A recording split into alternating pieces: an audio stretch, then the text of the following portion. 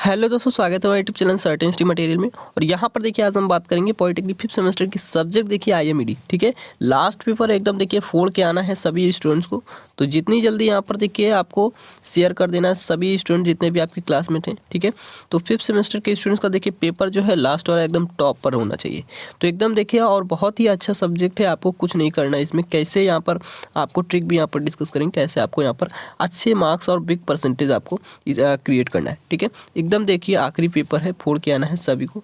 और 101% देखिए डिट्टो आपका यही क्वेश्चन, आपका क्वेश्चन आंसर्स आपको ऐसे ही लिख देना है। ठीक है, देखिए क्वेश्चन तो आपका आएगा जैसे ही क्वेश्चन पुटअप होता है वैसे ही आप आंसर इजी वे में यहाँ पर दे सकेंगे। ठीक है, बाद में मत कहना बताया नहीं सर ने और मतलब पता नहीं चला या किसी ने डिस्कस नहीं किया। तो सारा कुछ एकदम हम डिटेल्स में कवर करने वाले। तो चलते हैं यहाँ पर देखिए स्टेप बाय स्टेप यहाँ पर कवर करेंगे। और देखिए जो इसने चैनल पर नए सबसे पहले चैनल को सब्सक्राइब कर लीजिए। चलते हैं यहाँ पर। तो फर्स्ट इंपॉर्टेंट क्वेश्चन है आपका, सिलेक्टेड क्वेश्चन है यहाँ पर उद्यमिता। ठीक है, उद्यमिता को यहाँ पर डिफाइन करना है, जो इंटरप्रेन्योरशिप है। ठीक है, उसको यहाँ पर उसकी डिफिनीशंस लिखना है। आखिर इसकी आवश्यकता क्यों पड़ती है, ठीक है, इसकी नीड्स। ठीक है, डिफिनीशन एंड नीड्स। ठीक है, आखिर आवश्यकता क्यों पड़ती है और इसके अभी हम आपको बताएंगे इसमें कौन कौन से क्वेश्चन पुटअप हो सकते हैं। सेपरेट भी किया जा सकता है कि इंटरप्रेन्योरशिप है क्या। ठीक है, और इसके मतलब इसके फंक्शंस क्या हैं। ठीक है, यानी कि इसके जो वर्क क्या है ये भी पूछ सकता है। फंक्शंस एंड वर्क बताइए, इसके बेनिफिट क्या है ये भी पूछ सकता है। ठीक है, बेनिफिट ये भी पूछ सकता है। तो ऐसे ही क्वेश्चन से यहाँ पर आपको ऐड कर देगा क्या इंटरप्रेन्योरशिप क्या है, इसके बेनिफिट क्या है, इसकी आवश्यकता क्यों पड़ती है। तो ये क्वेश्चंस आपको पुटअप कर देगा। तो चलते हैं यहाँ पर देखिए विदाउट टाइम वेस्टिंग के हम इसे कवर अप करते हैं। तो देखिए सबसे पहले इंटरप्रेन्योरशिप नए संगठन आरंभ करने की एक भावना को ही हम कहते हैं। कोई भी नया ऑर्गेनाइजेशन आप यहाँ पर मतलब डेवलप कर रहे हैं। ठीक है, तो उस भावना को ही हम कहते हैं इंटरप्रेन्योरशिप। किसी वर्तमान या भावी अवसर का पूर्व दर्शन करके मुख्यतः कोई व्यावसायिक संगठन प्रारंभ करना उद्यमिता कहलाता है। कोई भी ऑर्गेनाइजेशन हम क्या करते हैं, जो बिजनेस ऑर्गेनाइजेशन हम स्टार्ट करते हैं उसे हम उद्यमिता कहते हैं। उद्यमिता में एक तरफ भरपूर लाभ कमाने की संभावना होती है, दूसरी तरफ जोखिम भी होता है। देखिए रिस्क भी होता है, बेनिफिट भी होता है, अनिश्चितता और अन्य खतरे भी मतलब की भी प्रबल संभावना इसमें होती है। एक ऐसा व्यक्ति जो नवीन खोज करता है, किसी और व्यवसाय चतुरता के प्रयास से नवीन खोज को आर्थिक माल में बदलता है। ठीक है, जिसका परिणाम एक नया संगठन या एक परिपक्व संगठन का ज्ञात सुअवसर और अनुभव के आधार पर पुनः निर्माण करता है। ठीक है, उद्यम की सबसे अधिक जो स्पष्ट स्थिति एक नए व्यवसाय की शुरुआत करना होता है। ठीक है, अब इसके हम फंक्शंस एंड वर्क को भी देख लेते हैं इसी में, ताकि आपका सारे क्वेश्चंस यहाँ पर कवर अप हो जाए। ठीक है, तो देखिए इसका फंक्शंस क्या होता है। एक अच्छे ढंग से चीज़ों को पूर्ण करना, उत्पादन के अवसर प्राप्त करना, अनिश्चितता के होते हुए भी निर्णय लेना, पूंजी का निर्माण करना, श्रम की व्यवस्था करना। यहाँ पर आखिर इसकी नीड्स क्या होती हैं इनको भी हम बता देते हैं। आज के औद्योगिक युग में औद्योगिकरण देखिए जो औद्योगिकरण देश के विकास में एक महत्वपूर्ण भूमिका निभाता है। देश का आंशिक विकास उद्योगों की स्थापना तथा उद्यमिता के देश हित आंतरिक भावना पर निर्भर करता है और रोजगार प्रदान कर समाज के जीवन स्तर पर सुधार लाता है। ठीक है, देखिए इसी से तो सारा कुछ मतलब इकोनॉमिक बन रहा है, इसी से सारा कुछ कंट्रोलिंग में है। ठीक है, किसी को जॉब मिल रही है इसी से। इंटरप्रेन्योरशिप देखिए कोई नहीं बनेगा तो कैसे यहाँ पर जॉब देगा, वो कैसे किसी का घर चलेगा। तो ये सारा कुछ इसमें डिपेंड करता है। स्वः रोजगार मिलता है, उद्योगों की संख्या बढ़ती है। ठीक है, यहाँ पर नेक्स्ट क्वेश्चन है आपका इसी में कि देखिए जो इम्पोर्टेंट क्वेश्चन है वही हम यहाँ पर आपको कवर अप कराएंगे, जो आपके एग्जाम में क्वेश्चन पुटअप होने। उत्पादन चयन में कौन कौन सी सावधानियां बरतनी चाहिए, बहुत ज़्यादा इम्पॉर्टेंट है। प्रोडक्शन सिलेक्शन में कौन कौन सी जो सावधानियां हैं, प्रिकॉशंस, उसको मतलब आपको अपनाना चाहिए।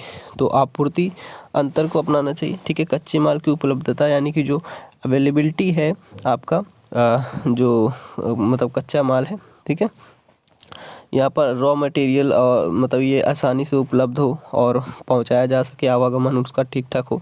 ठीक है, फंड मतलब फंड वगैरह भी यहाँ पर पूर्त हो। यहाँ पर नेक्स्ट है तकनीकी निहितार्थ। ठीक है, यहाँ पर जो भी टेक्निकल इशू होते हैं। ठीक है, लाभप्रदता, विपणन क्षमता, योग्य कार्मिक की उपलब्धता, जो योग्य हैं, एबल हों मतलब आदमी, उसको उसकी उपलब्धता होनी चाहिए, जो काम करने योग्य हों। सरकारी जो गवर्नमेंट पॉलिसीज़ हैं ये यहाँ पर होनी चाहिए। सरकार के उद्देश्य, पर्पज़ क्या है सरकार का, ये सारे कुछ यहाँ पर देखिए डिफिनीशंस ही हम यहाँ पर आपको डिस्कस करेंगे और आपको इसी से रिलेटेड आपको इसमें लिख देना है। ठीक है, कुछ नहीं करना, इसी से रिलेटेड आपको लिखना है। आपको ज़्यादा मतलब सारा कुछ हम यहाँ पर स्टडी कराएंगे इसके अंदर भी, तो आपका काफ़ी ज़्यादा टाइम लॉस हो जाएगा। ठीक है, तो आपको सिर्फ हेडिंग हम बता दे रहे हैं ताकि आपको इसमें इसी से रिलेटेड लिखते जाना है। जैसे गवर्नमेंट पॉलिसीज़ हैं, तो देखिए गवर्नमेंट पॉलिसीज़ को हम सिर्फ देख लेते हैं कि यह अक्सर एक बेकाबू कारक है। ठीक है, सरकार की नीतियों का फोकस उत्पाद के चयन को महत्वपूर्ण रूप से प्रभावित कर सकता है। उदाहरण के लिए 100% स्थानीय इनपुट सामग्री वाले उत्पाद के लिए सरकार की ओर से प्रोत्साहन का पैकेज व्यवसाय के R&D होता है। ठीक है, यहाँ पर देखिए रिसर्च एंड जो डेवलपमेंट होता है, यहाँ पर देखिए R&D की दिशा बदल सकता है। ठीक है, और इसलिए उत्पाद का चयन किया जाता है। तो ये आपको याद रखना है। तो इसी तरह से सारा कुछ आपको लिख देना है। नेक्स्ट यहाँ पर देखिए प्रारंभिक परियोजना जो प्रोजेक्ट है, प्रतिवेदन कैसे तैयार की जाती है, तो ये बहुत इंपॉर्टेंट है आपका। ये भी देखिए परियोजना प्रतिवेदन का अर्थ परियोजना प्रतिवेदन शुरू किए जाने वाली प्रस्तावित परियोजना के संबंध में विभिन्न तथ्यों, सूचनाओं, विश्लेषणों का सारांश है। ठीक है, यह किसी परियोजना के संबंध में विनियोगों, ठीक है, यहाँ पर देखिए यहाँ पर विनियोगों अवसरों के निर्धारण, मूल्यांकन एवं परियोजना के बाद तैयार किए गए प्रलेख है। संक्षेप में परियोजना प्रतिवेदन किसी फर्म या उद्यमी के द्वारा प्रारंभ की जाने वाली परियोजना की विभिन्न क्रियाओं एवं उसकी तकनीकी, वित्तीय, वाणिज्यिक, सामाजिक व्यवहारताओं हैं, ठीक है, का एक लिखित लेखा है। यानी कि पूरा का पूरा इसमें रिटर्न में होता है कि हाँ ये हमारा प्रोजेक्ट में ये होना है। ठीक है, हाँ, संक्षेप में उद्योग की स्थापना से पहले उत्पाद, उद्योग के संचालन, विपणन आदि संपूर्ण जानकारी परियोजना प्रतिवेदन में दर्शाई जाती है। सारा कुछ इसमें डिनोट मेंशन होता है। ठीक है, प्रतिवेदन के आधार पर ही आगामी वर्षों में उद्योग में होने वाले संभावित उत्पादन, एक उद्योग की स्थापना आदि पर होने वाले खर्च इत्यादि की गणना के साथ साथ लाभ की गणना भी की जाती है। ठीक है, यहाँ पर देखिए नेक्स्ट यहाँ पर क्वेश्चन है, एक साझेदारी फर्म के गुण और इसकी लिमिटेशंस को यहाँ पर डिस्कस करना है। तो देखिए जब व्यवसाय विस्तारित होता है, बढ़ता है, तो तब क्या होता है, व्यवसाय की देखभाल, उनके जोखिम को उठाने के लिए अधिक पूंजी और अधिक मानव संसाधन की आवश्यकता होती है। जब बड़ा होगा फर्म, बड़ा होता जाएगा, इंक्रीमेंट होता जाएगा, तो क्या होगा, अधिक आदमियों की आवश्यकता पड़ेगी, अधिक पूंजी की मतलब पैसों की आवश्यकता पड़ेगी। ठीक है, सारा कुछ देख रेख जो है ज़्यादा हो जाएगा सब कुछ। तो यहाँ पर यही कहा जा रहा है, ऐसी परिस्थितियों में व्यवसायी लोग साझेदारी को अपनाकर संगठन की रचना करते हैं। साझेदारी फर्म के लिए लेखांकन की कुछ अपनी विशेषताएं होती हैं। जब कम से कम 2 व्यक्ति एक साथ मिलकर व्यवसाय को चालू करते हैं और लाभ का विभाजन करते हैं, उत्तरदायित्व निभाने के लिए के साथ साथ होने वाले जो लाभों का साझेदारों द्वारा वहन किया जाता है। जो लाभ होता है मतलब उनके द्वारा अपना साझेदारी कर लिया जाता है, और जो रिस्क होता है वो भी। साझेदारी के बीच हुए सारे मुद्दों पर संभवतः कोई विशिष्ट अनुबंध नहीं हो सकता। ऐसी स्थितियों में भारतीय साझेदारी अधिनियम 1932 लागू होता है। ठीक है, पार्टनरशिप में जो खोलते हैं, तो ठीक इसी प्रकार से क्या है, बहुत सारे लेन देन होते हैं, जैसे कि पूंजी का ब्याज, उदाहरणों का ब्याज हुआ, उनकी विशेषताएं। साझेदारी की मृत्यु या जब किसी अन्य साझेदार को फर्म में शामिल करना है, तब ऐसी विशिष्ट परिस्थितियों में लेखांकन में विशेष प्रतिपादन की आवश्यकता पड़ती है। देखिए बहुत ही इंपॉर्टेंट, आपका बहुत ही अच्छा सब्जेक्ट है ये। इसमें आपको पूरा का पूरा बिजनेसमैन, अगर आप स्टडी अच्छे से करे होंगे, ठीक है, तो बिजनेसमैन बन सकते हैं आप, बहुत ही अच्छा। ठीक है, वेल ट्रेंड। देखिए 2 या 2 से अधिक व्यक्ति अगर हैं, तो साझेदारी गठन में एक समान लक्ष्य के साथ कम से कम 2 व्यक्तियों को साथ आना चाहिए। दूसरे शब्दों में एक फर्म के संगठन में कम से कम 2 साझेदारी हो सकते हैं। ठीक है, लिमिटेशंस भी यहाँ पर देखिए, ये सारे इसके लिमिटेशंस। अनुबंध या समझौता, साझेदारी 2 या 2 से अधिक व्यक्तियों के बीच अनुबंध या समझौते का परिणाम होता है जो व्यवसाय चलते लाभ व हानि बांटते हैं। नेक्स्ट क्वेश्चन है इसमें, यहाँ पर देखिए कि मतलब उन कारकों को लिखना है, फैक्टर्स को लिखना है, विवेचना करना है जो व्यावसायिक अवसरों को अभियान को प्रभावित करते हैं। तो ये आप लिख दीजिएगा। ठीक है, कि जैसे जब आप किसी व्यवसाय के लिए एक महान विचार रखते हैं जो आप से मतलब लवरेज होते हैं, रोमांच लेकिन प्रतीक्षा करें। आंकड़े बताते हैं कि 50% से अधिक व्यवसाय अपने पहले 5 वर्षों में विफल रहे हैं, 30% अकेले पहले वर्ष में विफल रहे हैं। ठीक है, व्यवसाय कम होने के कई कारण हैं, जैसे आपका प्रारंभिक विफलता दर आमतौर पर खराब योजना का परिणाम है। एक व्यावसायिक विचार सफल होने के लिए आपको एक दृढ़ आधार से लॉन्च करने के लिए पद्धतिगत प्रक्रियाओं का पालन करना होगा। और पूछने का पहला सवाल जो है कि आपका विचार उतना ही स्मार्ट और मौलिक हो जितना आप सोचते हैं, ये है।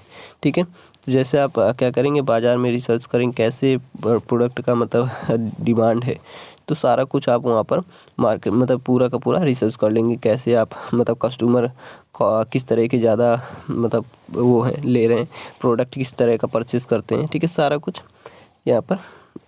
कुछ यहाँ पर रिसर्च करना पड़ता है। तो ये आप यहाँ पर हेडिंग में लिख के इसके अंदर लिख देंगे कि आपके विचार के लिए क्या मांग है। यदि आप एक उत्पाद यदि यह एक उत्पाद है तो इसे कौन खरीदेगा, कस्टमर का चयन क्या कि किस तरह के कस्टमर ज़्यादा प्रोडक्ट किस तरह का प्रोडक्ट ज़्यादा चयन कर रहे हैं। ठीक है, यह एक सेवा है और इसका उपयोग कौन करेगा, यूएसए में टिकाऊ होना चाहिए। ठीक है, सारा कुछ एकदम सस्ता भी थोड़ा सा हो, मीडियम, ताकि उसे परचेस करने में भी कोई दिक्कत ना, ज़्यादा महंगा ना लगे और अच्छे से टिकाऊ भी हो। क्या वे सफल है या नहीं, ये भी देखिए हमने बता दिया आपको। तो ये आपको मूल्य देखिए भी है कि रख सकते हैं, ये सारा कुछ आप देख सकते हैं। फिर आता है नेक्स्ट जो पॉइंट है, एक वित्तीय योजना संकलित करें। नेक्स्ट है कि अपने उत्पाद या सेवा की स्थिति। नेक्स्ट पॉइंट यहाँ पर, इससे पहले देखने से पहले आप ये देख लीजिए, जैसे जब एप्पल के स्टीव जॉब्स ने देखिए 2001 में आईपॉड लॉन्च किया तो उन्होंने 5G हार्ड ड्राइव के साथ एक MP3 जो लेयर के रूप में नए डिवाइस का वर्णन नहीं किया, तो उन्होंने इसे आपकी जेब में 1000 गाने के रूप में पेश किया। दर्शकों ने प्रस्ताव को तुरंत समझ लिया। जब आप अपने संदेश के साथ हो तो इसे मित्रों और परिवार या अपने स्टार्टअप सलाहकार पर परीक्षण करें। ठीक है, आप घर पर भी टेस्टिंग कर सकते हैं कि हाँ एज अ कस्टमर। ठीक है, फैमिली तो और फ्रेंड्स जो हैं वो सारा कुछ थिंकिंग अपना दे देंगे। ठीक है, अपने ब्रांड को एकदम बिल्ड करें, तो ये ब्रांड बनाए एक। आप देखिए नेक्स्ट आपका इसमें है, नेक्स्ट क्वेश्चन इसमें है इम्पॉर्टेंट, जो कि वो है वर्तमान युग में प्रबंध के महत्व का वर्णन कीजिए। प्रबंध यानी कि जो मैनेजमेंट है, ठीक है, क्या है, जो मैनेजमेंट है इसकी बात हो रही है, तो इसकी इम्पोर्टेंस को डिस्क्राइब करना है। तो देखिए 8 श्रेणियों में ये बटा हुआ है, जैसे यहाँ पर हम डिस्कस करें तो देखिए प्रबंध, इसको भी देख लीजिए पहले। प्रबंध के विभिन्न पहलू होते हैं, इसका एक पहलू यह है कि इसके मूल कार्यों की पहचान कर ली जाए। ठीक है, जिनसे मिलकर एक प्रबंध व्यवस्था बनी है। जैसे यहाँ पर देखिए पूर्वानुमान, पहले से अनुमान लगाना, संगठन ऑर्गेनाइजेशन, ठीक है, निर्देशन, नियंत्रण, नियोजन, स्टाफिंग, समन्वय और निर्णय लेना, डिसीजन मेकिंग। ठीक है, तो ये सारा कुछ इसमें इसकी इम्पोर्टेंस है। तो ये आप देखिए पूरा जितने भी टर्म्स हमने आपको यहाँ पर डिस्कस किए हैं 8, आई होप आप सभी को इसमें थोड़ा थोड़ा लिख देना है। ठीक है, समझ में आ गया होगा कि पूर्वानुमान मैंने पहले से जो अनुमान लगाते हैं। ठीक है, तो ये सारा कुछ आप लिख देंगे। नेक्स्ट यहाँ पर क्वेश्चन आता है, बहुत ज़्यादा इम्पोर्टेंट है और आने के चांसेस आपके 100% है। एक सफल नेता जो है एक सक्सेसफुल लीडर, उसके प्रॉपर्टीज़ को बताना है, उसके गुण की व्याख्या करनी है कि एक सफल नेता के अंदर कौन कौन से गुण यहाँ पर होने चाहिए। ठीक है, तो फाइनली यहाँ पर देखिए, तो इसको हम देख लेते हैं। नेतृत्व किसी समूह में चलने वाली एक प्रोसेस है जिसके द्वारा समूह का नेता समूह का मार्गदर्शन करता है। ठीक है, समूह के सदस्यों को उद्देश्य एवं उद्देश्यों की प्राप्ति की ओर अग्रसर करता है, साथ ही समूह को बांधे रखता है और उस पर नियंत्रण यानी कंट्रोलिंग रखता है। अब मान लीजिए एज लीडरशिप मोदी जी को, ठीक है, तो हमारे जो पीएम हैं इनको भी आप मान सकते हैं कि वो क्या है, एकदम सक्सेसफुल लीडर है कि वो कैसे कंट्रोलिंग कर रहे हैं पूरे यहाँ पर देश को। तो ये आप सारा कुछ इससे भी कंपेयर कर सकते हैं। देखिए, कंपेयर करेंगे जब आप किसी से, तब आपको ज़्यादा वो माइंडसेट होता है। ठीक है, कॉटेज कॉ की परिभाषा के अकॉर्डिंग अगर देखें तो देखिए, उच्च चरित्र के अंतर्गत ईमानदारी, आज्ञाकारी और कठिन परिस्थितियों व अप्रिय घटनाओं को झेलने की हिम्मत आदि सम्मिलित है। ठीक है, तो ये आप यहाँ पर देख सकते हो, वो हमारा लीडर कहलाता है। यहाँ पर देखिए नेक्स्ट है प्रशासन, कि प्रशासन के अंतर्गत कार्य को प्लान करना, संगठित करना, दायित्व और प्रतिनिधान को प्रतिनिधान करना, पोजीशन गतिविधियों का नियंत्रण करना, ठीक है, आदि सम्मिलित। ऊर्जा, अच्छा स्वास्थ्य, अच्छा स्नायु तंत्र, असीमित ऊर्जा कठिन कार्यों को भी सरल बना देती है। समूह भावना होनी चाहिए, साथ में मिलकर चलने की। समूह को सकारात्मक भावना कार्य को गति देने में सहायक होती है। लचीलापन, एक अच्छा मुखिया बदलते हुए परिवेश में स्वयं को शीघ्र ढाल लेता है। ठीक है, आत्मविश्वास होना चाहिए, स्वयं पर भरोसा करने वाला, आत्मनिर्भर और स्वावलंबी व्यक्ति एक अच्छा नेता बन सकता है। ठीक है, तो ये सारा कुछ इसमें आपका इम्पॉर्टेंट है, तो ये सारा कुछ लिख देंगे। देखिए कि ये सारी भावनाएं होनी चाहिए, ये गुण है इसके। मानव संसाधन प्रबंधन क्या है? ठीक है, जो ह्यूमन रिसोर्सेज मैनेजमेंट है, ठीक है, ये क्या है, इसके पर्पज़ को बताना है। तो देखिए एम ए खान के अनुसार मानव संसाधन विकास की जो अवधारणा एक व्यावसायिक उपक्रम में सभी स्तरों पर काम करने वाले सभी लोगों के ज्ञान, क्षमताओं, सकारात्मक कार्य दृष्टिकोण में वृद्धि है। उपरोक्त संसाधन विकास की परिभाषा का अर्थ है कि मानव संसाधन विभाग ज्ञान को विकसित करने और बढ़ाने के लिए काम करता है। ठीक है, याद रखेंगे, ज्ञान को विकसित करने, जो नॉलेज है उसको डेवलप करने और उसकी जो उसको इंक्रीमेंट करने के लिए ये इम्पॉर्टेंट है, जो हमारा ह्यूमन रिसोर्सेज मैनेजमेंट है। संगठन में काम करने वाले सभी कर्मचारियों की क्षमताओं ठीक है, क्षमताओं और सकारात्मक कार्य दृष्टिकोण विभिन्न स्तरों के माध्यम से होता है। नेक्स्ट यहाँ पर देखिए, आपके इसको उद्देश्य लिख देना है, पर्पज़ क्या है। एक संसाधन में काम करने वाले सभी व्यक्तियों की क्षमताओं को उनकी वर्तमान भूमिका के संबंध में विकसित करना। अपनी भविष्य की भूमिका के संबंध में ऐसे सभी व्यक्तियों की क्षमता को विकसित करना जो संस्थान के लिए हितकर हों, ठीक है, हितकारी हूँ। एक संगठन में बेहतर पारस्परिक और नियुक्त कर्मचारी संबंधों को विकसित करना। किसी संगठन की विभिन्न इकाइयों के बीच समन्वय विकसित करना। संगठन के अंदर टीम भावना विकसित करना। ठीक है, तो ये इसके यहाँ पर पर्पज हो गए। नेक्स्ट देखिए, इसको आपको छोड़ देना है, हम चलते हैं। बाद यहाँ पर देखिए नेक्स्ट क्वेश्चन जो इम्पोर्टेंट है, बहुत ज़्यादा इम्पोर्टेंट है।